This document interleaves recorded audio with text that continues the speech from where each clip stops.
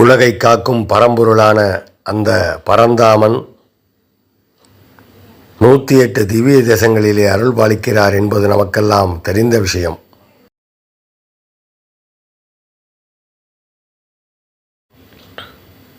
அயோத்தி மாநகரிலே ராமசாமி என்ற பெயரில் சேவை சாதிக்கும் திருக்கோயிலை 108 திவ்ய தேசங்களில் ஒன்றான அந்த ஆலயத்தை நாம் இப்பொழுது தரிசிக்கப் போகிறோம்.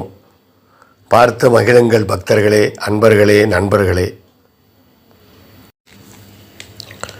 108 வைணவ திவ்ய தேசங்களில் உத்தரப்பிரதேச மாநிலம் பைசாபாத் மாவட்டத்தில் உள்ள அயோத்தி ரகுநாயகன் கோவில், இது ராமசாமி கோவில் என்றும் அழைக்கப்படுகிறது. முக்தியளிக்கும் 7 தலங்களில் ஒன்றாக இது கருதப்படுகிறது. லக்னோவில் இருந்து 135 கிலோமீட்டர் தொலைவில் சரையூ நதிக்கரையிலே தென்கரையில் அமைந்துள்ள இந்த தலத்தை பெரியாழ்வார், தொண்டரடிப்பொடி ஆழ்வார், திருமங்கை ஆழ்வார், நம்மாழ்வார், குலசேகர ஆழ்வார் ஆகியோர் மங்கள சாசனம் செய்துள்ளனர். சென்னை திருவல்லிக்கேணியிலே அருள் புரியும் பார்த்தசாரதி பெருமாளுக்கும் தாயாருக்கும் இங்கு அழகான வண்ணத்திலே சிலாரூபங்கள் அமைக்கப்பட்டுள்ளன. எவ்வளவு அழகாக கம்பீரமாக காட்சியளிக்கிறார் பாருங்கள். இந்த கோவில் உருவாக காரணமாக இருந்த ஸ்ரீ பார்த்தசாரதி ஐயங்காரும் அவருடைய மனைவி சிங்காரம்மாவும், இவர் பெயரால் தான் இந்த கோவில் அம்மாஞ்சி மந்திர் என்று அழைக்கப்படுகிறது. இந்த கோவிலில் தமிழ்நாட்டில் பாரம்பரியமாக பின்பற்றப்படும் பஞ்சரதர் ஆகம விதிப்படி பூஜைகள் மற்றும் வழிபாட்டு முறைகள் கடைபிடிக்கப்படுகின்றன என்பது குறிப்பிடத்தக்கது. இங்கு ஆஞ்சநேயர் சன்னதி, ரங்கநாதர் சன்னதி போன்றவைகளும் அமைந்துள்ளன. நம்முடைய தமிழ்நாட்டில் உள்ள ஸ்ரீபெரும்புதூரில் பிறந்த பாஷ்யக்காரர், உடையவர், எத்திராஜர் என்று அன்போடு வழங்கப்படும் ஸ்ரீ ராமானுஜருக்கு அழகிய சிலாரூபம் அங்கு அமைக்கப்பட்டுள்ளது. அனைவரும் வணங்கி மகிழ்ந்தோம். இந்த கோவிலில் பணிபுரியும் ரமேஷ் பட்டாச்சாரியார் கோவிலை பற்றி சொல்கிறார், கேட்போம். வைஷ்ணவ திவ்யதேசம் 106, இதில் 96வது திவ்யதேசம் திரு அயோத்தி. இங்கே 5 ஆழ்வாக மங்களாசாசனம் பண்ணியிருக்கா. பெரிய ஆழ்வார், தொண்டடிப்பொடி ஆழ்வார், குலசேகர ஆழ்வார், நம்மாழ்வார், திருமங்கை ஆழ்வார், மொத்தம் 13 பாசனம் இந்த கோயிலுக்கு இருக்குது. ஒரு காரணம், ஏன்னா ஆழ்வார்கள் கருத்துப்படி கொடிமரம் எங்கே இருக்கோ அங்கே தான் திவ்யதேச கோயில். கொடிமரம் இதான் கொடிமரம் சேவிச்சிங்க. ஸோ அதனால் ஆழ்வாக இங்கே பாருங்க ஐதீகம். இங்கே இன்னொரு காரணம், திவ்ய தேசத்துக்கு உச்சமூர்த்தி உள்ள இப்போ சேவிச்சிங்களா, உச்சமூர்த்தி அது செய்யலை, சுயம்பு. அது 1904 யோகி பார்த்தசாரதி சிங்கம்மாள் சென்னையிலேருந்து வந்தால் இங்கே கோயில் இது போகணும்னு வந்த இடத்துல இந்த இடம் அவர்கள் பிடிச்சிருந்தது. உள்ளே மூலவர் ராமர், சீத்தை, லக்ஷ்மணர், பரதன், சத்ருகன் ஏற்கனவே மூலவர் இருந்தால் இந்த கோயிலை அப்படியே வாங்கி நம்ம சவுத் இந்தியன் முறையில் செய்யணும்னு நினைக்கும் போது அந்த மூலவர் ராமர் அந்த அம்மா கனவுல நான் திருப்புல்லானி ஜெகநாத பெருமாள் தர்பசேசனில் இருக்கேன்னு சொல்லி அதேமாதிரி அந்த ஊர் ராஜா கனவு சொல்லி இந்த அம்மா 1904 இங்கேருந்து அங்கே போய் அதை எடுத்து பிரதிஷ்டை பண்ணதுனால உற்சவமூர்த்தி சுயம்பா இங்கே வந்ததுனால இது திவ்ய தேசம். இந்த கோயில் அம்மாஜி கோயில் கூப்பிடுறோம். அதுக்கு காரணம் இருக்கு. ஏன்னா அந்த அம்மா 1904 வந்த அப்புறம் 1906 யோகி பார்த்தசாரதி அவர் காலமாயிட்டார். அதுக்கப்புறம் அந்த அம்மா 35 வருஷம் காலம் இங்கே இருந்து பெருமாள் கைங்கரியம் பண்ணி எல்லாம் பண்ணதுனால, வேதம் சொல்லி கொடுத்தது எல்லாம் பண்ணதுனால இந்த ஊர் மக்கள், இந்தி மக்கள் அம்மாவை அம்மாஜி கூப்பிட்டு அம்மாஜி கோயில் ஆயிடுச்சு. ஆக்சுவலி ராமசாமி மந்திர் பேர் அம்மாஜி கோயில். ஸோ பெருமாள் அவதாரம் பண்ணதெல்லாம் நார்த்தில். சவுத்துக்கு பெருமாள் என்ன கொடுத்தார் அப்படின்னு பார்த்தீங்கன்னா பூலோக வைகுண்டம் சொல்ல ஸ்ரீரங்கம்.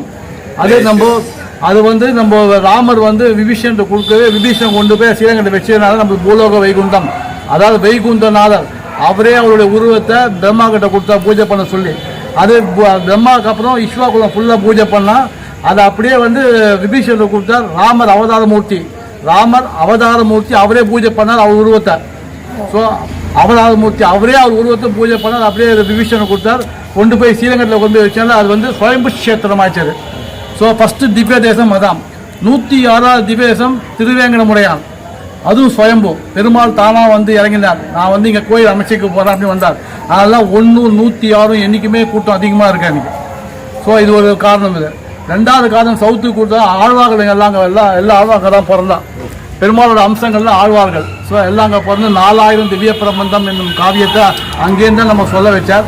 அதில் வந்து மேஜர் கான்ட்ரிபியூஷன் அந்த திவ்ய பிரபந்தத்துக்கு நம்ம ஆழ்வாரும் திருமங்கை ஆழ்வார் தான். அவள் இல்லைன்னா அந்த கான்ட்ரிபியூஷன் அவள் கிடையாது. ஒரு காலகட்டத்தில் அந்த காவியமும் இல்லாமல் போய் காட்டுமன்னார் கோயிலில் நாதமுனிகள் ஒருத்தர் அவதரிச்சார்.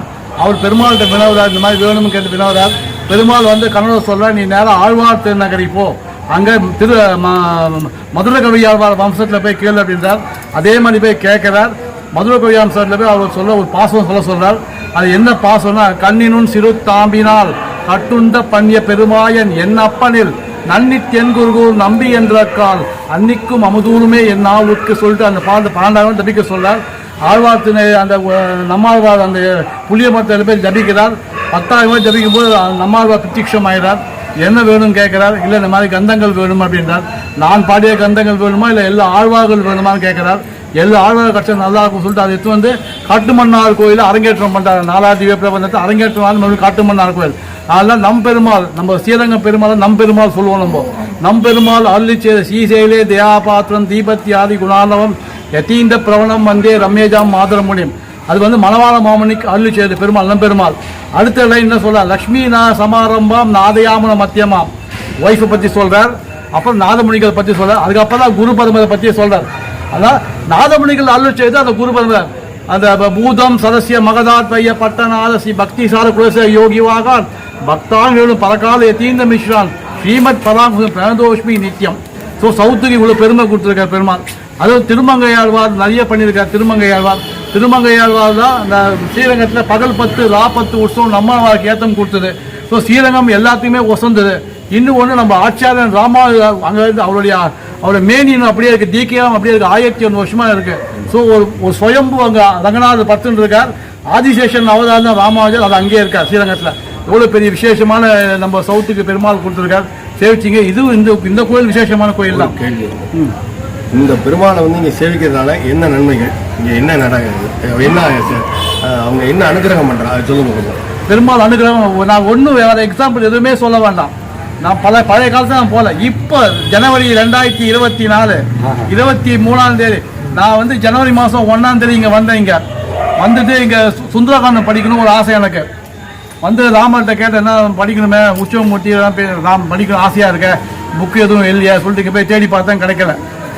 பெருமாள் தான் நினைச்சார், நீ படிக்கணும் ஆசைப்பட்ட ஸ்ரீரங்கத்தில் ஒருத்தர் வர வைச்சார் படிக்கிறதுக்கு. அவர் வந்து ஒரு வாரம் இருந்து ஃபுல் ராமாயணம் முடிச்சார். என்னைக்கு அங்கே திறக்கிறோமோ அங்கே அங்கே என்னைக்கு அங்கே திறப்புறா நடந்ததோ அதே இன்னைக்கு இங்கே நாங்கள் இதை பூஜை முடித்தோம், ஆர்த்தி எடுத்தோம். அப்போது திருப்பதியிலேருந்து ஜிஆர் வந்தார். ஜிஎஸ் ஏகாங்கிகள் 2 பேர் வந்தார். அவள் வந்து வரும்போது மாலை வஸ்திரம் எல்லாம் அந்த பெருமாளுக்கு எடுத்துன்னு வந்தார். அப்போ இங்கே இருந்த அர்ச்சகர் ஒருத்தர் வந்து, சுவாமி நீ ஒரு தூரம் வந்திருக்கல, நாங்கள் இன்றைக்கி எது முடிச்சிருக்கோம், அந்த உற்சவமூர்த்திக்கு வந்து அது கொஞ்சம் சாய்க்கலாமா அப்படின்னார். இல்லை நான் அந்த ராமருக்கு எடுத்துன்னு வந்திருக்கேன், நான் அங்கே தான் சாய்ப்பேன். சரி போயிட்டார், கிளம்பி போயிட்டார். 4 மணிக்கு அங்கே கிட்டே சேர்க்கல. 4 மணிக்கு இங்கே வந்து இதே உற்சவமூர்த்தியும் தாயார் தான் சேர்த்துனார் மாலையை.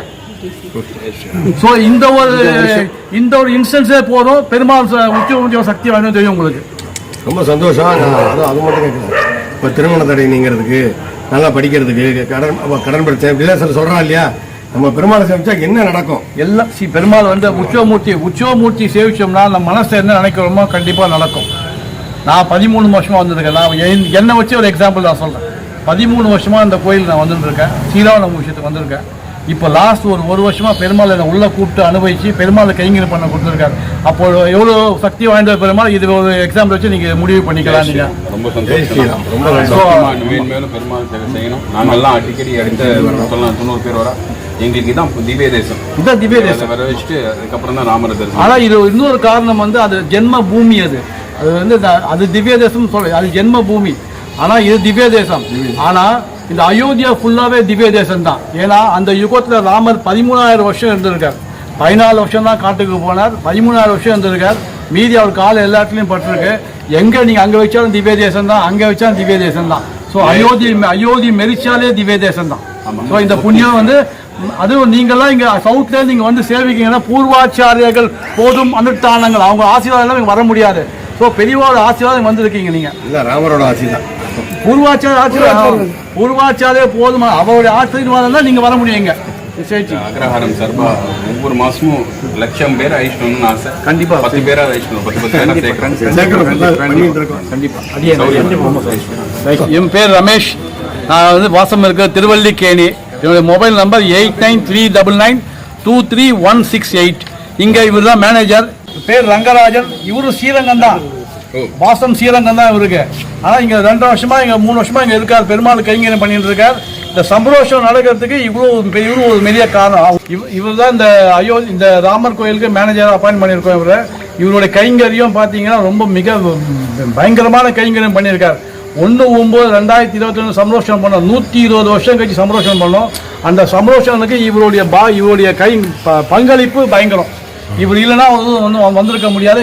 இத்தனைக்கும் ட்ரஸ்டிகள்லாம் எல்லாம் பண்ணா இருந்தாலும் இவருடைய கைங்கரியம் இங்கே ரொம்ப முக்கியம்.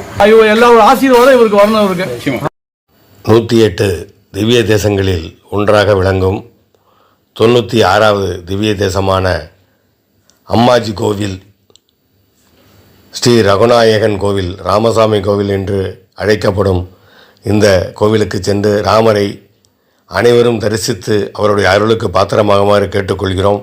வாழ்க வளமுடன், வாழ்க வையகம்.